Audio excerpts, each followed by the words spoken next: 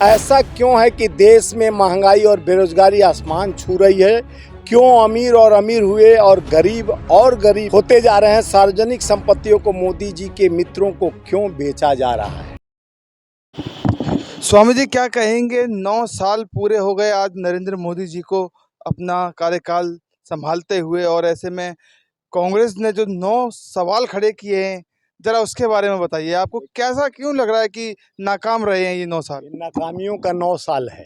अच्छा। यानी जिस तरह से ढोल पीट कर देश के जनता युवाओं को नौकरी के नाम पर 15 लाख खाते काले धन के नाम पर सरकार आई, महंगाई कमर तोड़ महंगाई है और यानी अच्छे दिन के वादा करके आया। जिस तरह से आज यानी गर्त में गिरा है। 9 साल 9 सवाल, यानी 9 साल मोदी जी के 9 साल पे 9 सवाल हमारे कांग्रेस का है। क्या क्या सवाल है आपके माध्यम से मैं बताना चाह रहा हूँ। 9 साल में 9 सवाल मेरा यह है। अर्थव्यवस्था, ऐसा क्यों है कि देश में महंगाई और बेरोजगारी आसमान छू रही है? क्यों अमीर और अमीर हुए और गरीब होते जा रहे हैं? सार्वजनिक संपत्तियों को मोदी जी के मित्रों को क्यों बेचा जा रहा है? अच्छा। आर्थिक विषमताएं क्यों बढ़ रही है? दूसरा हमारा सवाल है मोदी जी से, कृषि और किसान, ऐसा क्यों है कि पिछले 9 सालों में किसानों की आय दोगुनी नहीं हुई? काले कृषि कानून को रद्द करने के समय किसान संगठनों के साथ हुए समझौते को अभी तक लागू क्यों नहीं किया गया? एमएसपी गारंटी क्यों नहीं दी गई? ये किसानों को धोखा नहीं तो क्या है? प्रधानमंत्री जी और भाजपा की सरकार बताए। भ्रष्टाचार, मित्रवाद, जिस तरह से मित्र से अपना साठ गांठ, यानी मोदी जी का और अडानी का जो प्यार और प्रेम प्रांगणता बढ़ते हुए जिस तरह से देश देखा है, ऐसा क्यों है कि अडानी को फायदा पहुंचाने के लिए एलआईसी एसबीआई में जमा जनता के खून पसीनों की कमाई को दांव पर लगा दिया? भ्रष्टाचार को खत्म करने की बात करने वाली प्रधानमंत्री इस पर जवाब क्यों नहीं देते? इधर उधर की बात तो बहुत करते हैं, ऑस्ट्रेलिया जापान की बात करते हैं, जब मुद्दों की बात होती है तो विपक्ष से ही सवाल खड़ा करते हैं। आखिर ये बताएं कि अडानी की फर्जी कंपनियों में 20,000 करोड़ सेल कंपनियों में कहां से आया? उसका जवाब प्रधानमंत्री और भाजपा क्यों नहीं देती है? चीन और राष्ट्रीय सुरक्षा पे चौथा सवाल मेरा, चीन और राष्ट्रीय सुरक्षा पर, ऐसा क्यों है कि चीन को लाल आंख दिखाने की बात करने वाले प्रधानमंत्री ने उस 2020 में क्लीन चिट दे दी, जबकि वह आज भी हमारी जमीन पर कब्जा कर बैठे हुए हैं? अच्छा। अब पांचवा मेरा सवाल यह है प्रधानमंत्री और भाजपा से, हाँ। सामाजिक सद्भाव, ऐसा क्यों है कि चुनावी फायदा के लिए जानबूझकर बंटवारे की राजनीति, धर्म की राजनीति को हवा दी जाती है, भगवान को लाया जाता है और समाज में डर का माहौल बनाया जा रहा है? सामाजिक न्याय, सोशल जस्टिस, ये हमारा छठवां सवाल है। ऐसा क्यों है कि महिलाओं, दलित, एससी, एसटी, ओबीसी और अल्पसंख्यकों के खिलाफ हो रहे अत्याचारों पर प्रधानमंत्री, जैसे हमारे पहलवान विनेश फोगट, जो बेटी के लिए कहते थे बेटी बचाओ बेटी पढ़ाओ, और वही बेटी 2 कदम पे बैठी है प्रधानमंत्री के दायरे से, और जिसको बोले थे कि विनेश फोगट तुम मेरी बेटी, तेरे परिवार से मेरा पुराना रिश्ता है, आज वो रिश्ते पर कायम क्यों नहीं हो रहे हैं? एक अत्याचारी और दुराचारी को बचाने के लिए जिस तरह से पूरा सरकार उनके साथ साठगांठ में बैठ गई है, ये दो पूरा देश पूछ रहा है। प्रधानमंत्री चुप रहते हैं, वह जाति जनगणना के मांग को क्यों नज़रअंदाज कर रहे हैं? अब हमारा आ गया 7वां सवाल, लोकतांत्रिक संस्थाएं, लोकतांत्रिक ईडी, इनकम टैक्स, सीबीआई का इस्तेमाल, ऐसा क्यों है कि विपक्षी दलों और नेताओं के खिलाफ बदले की भावना से कार्रवाई की जा रही है, जबकि भाजपा में जो भी चला जाता है उनके वॉशिंग मशीन में धुल जाता है तो पवित्र हो जाता है, और दूसरे दल में रहता है तो रोज सम्मान, ईडी, इनकम टैक्स का छापे पड़ते हैं, डराया जाता है, भय दिखाया जाता है। ये हथकंडा क्यों विपक्ष के साथ अपनाया जाता है? हाँ। क्यों जनता द्वारा चुनी हुई विपक्ष दलों की ने कई सरकारें गिराई गई? पिछले 9 सालों में जिस तरह से असंवैधानिक तरीके से विधायक खरीदे गए, सरकारें चुनी हुई गिराएंगे, लोकतांत्रिक संस्थाओं को क्यों कमज़ोर किया गया? यह सवाल हमारा 7वां था।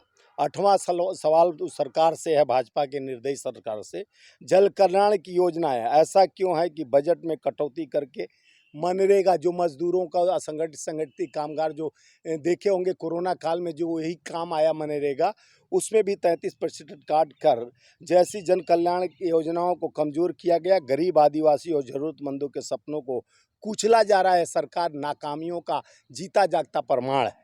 कोरोना मिसमैनेजमेंट, 9वां और आखिरी सवाल है। कोरोना काल में जिस तरह ऑक्सीजन और दवा के कारण लोग मर रहे थे, वो बालू के रेत में उनके लाशें और गंगा में तैरती लाशों, जीता जागता प्रमाण है कि देश का दुर्भाग्य है कि ढोल पीट कर सरकार अपना गुणगान करती है। जब आपात आता है तो उस आपातकाल में मजदूरों को मरने के लिए, गरीबों को मरने के लिए छोड़ दिया जाता है। ऐसा क्योंकि कोरोना के कारण 40 लाख लोगों की मौतें के बाद उनके परिवारों को मुआवजा तक नहीं दिया गया। और मंत्रालय जो श्रम कल्याण मंत्रालय है, वो आंकड़ा तक बताने के लिए मना कर दिया।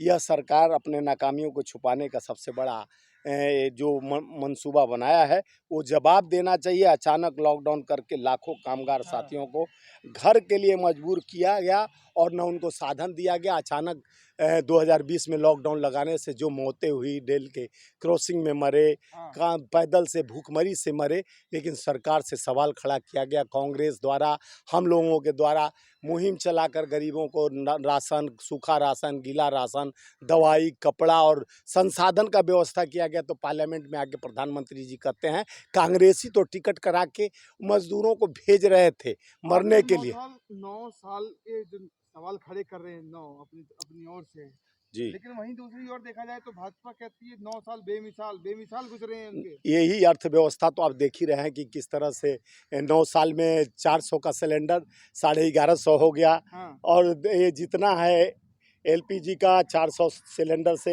1100, 1150, 71 रुपया लीटर। पेट्रोल सुनिए नया 95 से 100 हो गया। हाँ। और 55 रुपया लीटर डीजल था, और 83 से 93 रुपया हो गया। सरसों तेल 90 था, 143 हो गया। 22 रुपया किलो आटा था, 35 रुपया हो गया। 35 रुपया लीटर दूध 53 और 65 रुपया हो गया। आज जिस तरह से वृद्धि हुई है 169, 57%, 58%, ये वृद्धि लगातार बढ़ते जा रही है। कमर तोड़ महंगाई है। अब मेहनताना भी तो बढ़ा रहे हैं ना हैं? लोगों का, मेहनताना भी तो बढ़ा कहाँ रहे बढ़ा हैं। रहे हैं भैया? किस सपना को दिखा रहे हो आप भी? 10,000 लोगों को मिलते थे सुनिए कमाई के, पहले, फ्री में देखो तो आज के टाइम पे 15,000 से आपको कम नहीं मिलते हैं। मालूम है कि यही सरकार अब मजदूरों का भत्ता काट दिया। जो लोगों को पेंशन आता था वो पेंशन बंद कर दिया, और महंगाई पे कंट्रोल। मोदी ये सरकार के अच्छे काम नहीं देखते आप। ये अच्छा काम एक भी नहीं है। हाँ। ये मोदी सरकार की नाकामियों का जीता जागता प्रमाण है। बड़े सूट बूट वाली सरकार है। और जिस तरह से देखे हैं, आज देख रहे हैं कि संसद भवन का अभी उद्घाटन करने वाले हैं 28 तारीख को।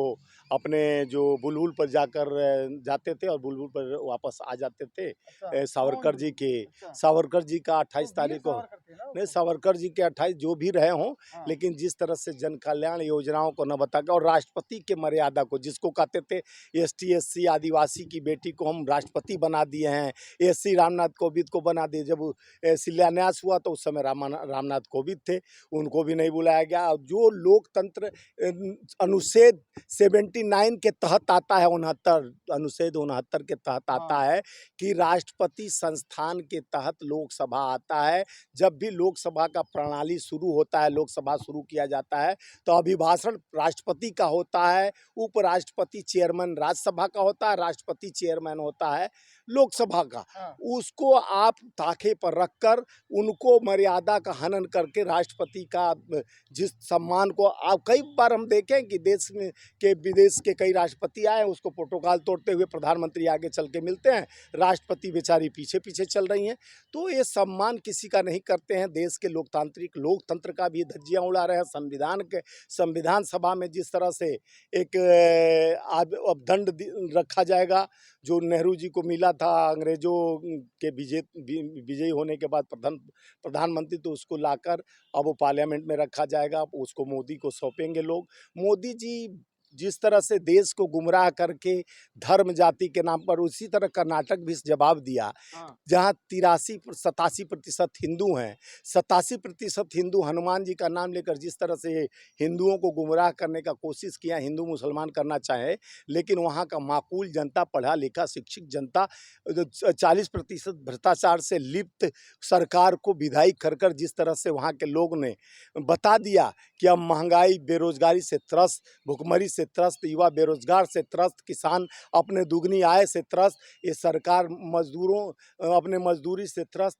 आप चुनाव कराने में हो रहे मन की बात थोपने वाली सरकार को अब जनता जन जन की बात सुनकर और जनता विदाई कराने के लिए अब संकल्प ले चुकी है। 2000 ये तो 23 की अंगड़ाई, अब 24 की बड़ी लड़ाई, और उसी में भाजपा की पूरी होगी विदाई।